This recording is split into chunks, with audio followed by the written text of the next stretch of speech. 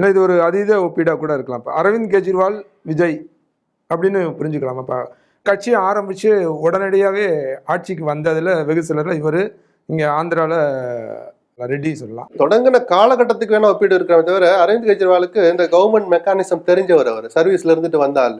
விஜய் அந்த சர்வீஸால பாதிக்கப்பட்டாள். கை விலங்கு மட்டும்தான் போடல, நெய்வேலியிலேருந்து அவர் அப்படியே கைது பண்ண மாதிரியே கூட்டிட்டு வந்தாங்க. இன்கம் டாக்ஸ் ஞாபகம் இருக்கா? ஸோ அந்த ஒப்பீடு இங்கேயே அடிபட்டு போயிடுது. தொடங்கின வேகத்துக்கு வேணா நீங்க ஒப்பிடலாம். அதுக்கு அந்த கெஜ்ரிவால் தெருவில் இறங்கி போராடினார், மக்களோட மக்களாக நின்னார். அதையும் பார்க்கணும். வெறும் கெஜ்ரிவால் நம்ம கடந்து போக முடியாது. அதே அடித்தட்டு மக்கள் தான் இன்னைக்கு அவரை தூக்கி வெளியே போட்டாங்க. அவரையே தூக்கி வெளியே போட்டாங்க. கோடிக்கணக்கில் பங்களா கட்டியிருக்காங்க. நீங்க ஓல்டு டெல்லி எடுத்து போய் பாருங்க, நம்மளை விட மோசமா இருக்கும். இங்க நம்மங்கிறதெல்லாம் நம்ம எங்கேயோ இருக்கிறோம். ஓல்டு டெல்லி இன்னைக்கும் அப்படிதான் இருக்கு. கடந்த காலம் 30 வருஷத்துக்கு முன்னாடி இருக்க மாதிரி தான் இருக்கும். இப்போ நாம இப்படி இருக்கிறோம். நம்மளோட ஆளுன்னு சொல்லி ஆம் ஆத்மின்னு சொல்லி விளக்கமாறெல்லாம் சின்னமா வச்சிருந்தாரு. இத்தனை கோடியில வீடு மாளிகை கட்டியிருக்கிறா நம்ம காசுல அப்படிங்கிற எண்ணம் மேலோங்கன்னா தான் இன்னைக்கு அவருடைய தோல்விக்கு காரணம். இந்த மதுபான கொள்கை, ஊழல் இதெல்லாம் கோர்ட்டு பார்த்துக்கிட்டோம். மக்களுக்கு அதை பற்றிலாம் பெருசாக எல்லாரும் தான் அடிக்கிறான். பிஜேபி ஊழல் பண்ணாமையா இருக்கு, திட்டங்கள்ல ஊழல் நடக்கமா இருக்கலாம், பார்ட்டி ஃபண்டு போகாமையா இருக்கு.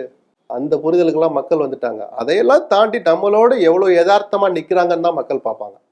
ஸோ விஜய் அது கெஜ்ரிவால்கிட்ட இருந்து அந்த பாடத்தை கத்துக்கிட்டா போதும். அவர் மாதிரி நம்மளும் முதலமைச்சர்லாம் கனவு காண முடியாது. அதுக்கு வாய்ப்பும் இல்லை. இந்த தேர்தலில் இல்லை.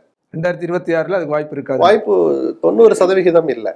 அதிமுகவோட கூட்டணியா போனாங்கன்னா விஜய்க்கு ஒரு தற்காலிக வெற்றி கிடைக்கும். அந்த கட்சிக்கு விஜய் என்கிற பிம்பம் அடிபடும். ஏன்னா நான் ஒரு ஆட்சி அமைப்பேன், நான் அதிகாரத்துல பங்கு கொடுப்பேன்னு சொன்ன விஜய், சரிங்கண்ணா நீங்க கொடுக்கறத கொடுங்கண்ணா, 60 65 கொடுங்கண்ணான்னு பேரம் கேட்டு அதை வாங்குகிற இடத்துக்கு வந்துட்டாருனாலே விஜய்ங்கிற அந்த பிம்பம் இருக்குல்ல, தலைவனுக்குரிய பிம்பம் அடிபட்டு போயிடும். இது எல்லாருக்குமே இருக்கிற சாபக்கேடு, வரமும் அதுதான்.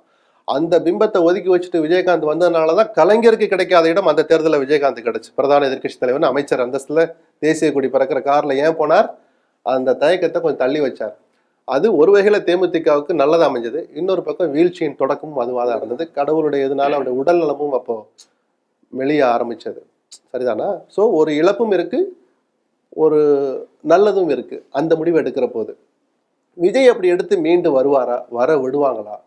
ஒருவேளை அதிமுக விஜய் கூட்டணி வந்துடுது, ஆட்சியை அமைச்சிடுறாங்க. விஜய் கட்சி எப்போ நல்லா தண்ணி ஊற்றி வளருங்கப்பா அப்படின்னு எடப்பாடி சொல்லுவாரு. அவன் என்கிட்ட அங்கிட்ட இருந்து போறான், அவனை பிடிச்சி உள்ள போடுங்க, அவனுக்கு என்ன வேணும்னு கேளு, அவனுக்கு ஒரு கான்ட்ராக்டை கொடு அப்படிம்பாரு. யாரு? மாவட்ட செயலரை கூப்பிட்டு அவனுக்கு சத்தம் இல்லாமல் இங்க வந்து சேரும்பாரு. ஜெயலலிதா தானே பண்ணாங்க. 29 அதிமுகவே விஜய் கட்சியை கரைச்சிடும். யாருமே விரும்ப மாட்டாங்க சார். தேமுதிக அதிமுக கூட்டணி 29 எம்எல்ஏ ஜெயிச்சாங்க. 10 பேர் ஜெயலலிதா தொகுதி நலனுக்காக போய் முதல்வரை சந்தித்தார்கள். ஞாபகம் இருக்கா அந்த போட்டோ எல்லாம்? சரி, இதை இப்படி புரிஞ்சுக்கலாமா? விஜய் அந்த இடத்தை, அந்த வேலையை பார்க்க மாட்டாரா? விஜய் வந்து அவர் தான் கரிஸ்மாட்டிக் லீடரா, அதிகாரம் அவர் கையில இருக்கணும்ல. முதலமைச்சர் எடப்பாடி ஆயிட்டார்ல. சரி, முதலமைச்சர் எடப்பாடி, துணை முதலமைச்சராகவே விஜய் இருந்தாலும் அவருடைய கட்சியை கரைக்கணும்னு தான் பிரதான கட்சி நினைப்பாங்க. ஒழிக்கிறது அழிக்கிறதுன்னு இல்லை, வளர்றதை விரும்ப மாட்டாங்கன்னு நான் நாகரிகமா சொல்றேன். இப்போ கழகங்களை ஒழிக்கணும்னு பிஜேபி நினைக்கிற அந்த வெஞ்சன்ஸ் கலந்த ஒரு பார்வை, அது வேற. இது வந்து வளர விடக்கூடாதுங்கிறது, முளையிலேயே கிள்ளி எறிஞ்சிடணும். அதான் கொடுக்கட்டோம்ல, டெப்டி சிஎம் வச்சுக்கிட்டோம், போதும் போதும் அப்படின்னு தான் நினைப்பாங்க யாருமே. அது ஸ்டாலினும் அப்படிதான் நினைப்பா, திமுக அப்படிதான் நினைக்கும், அதிமுக அப்படிதான் நினைப்பாங்க. தங்களுக்கு ஒரு போட்டி ஒரு பிளேயர் வர்றதை யாரும் விரும்ப மாட்டாங்கல்ல. இதையெல்லாம் விஜய் புரிஞ்சுக்கணும். அரசியல் இதெல்லாம் இருக்கான்னு.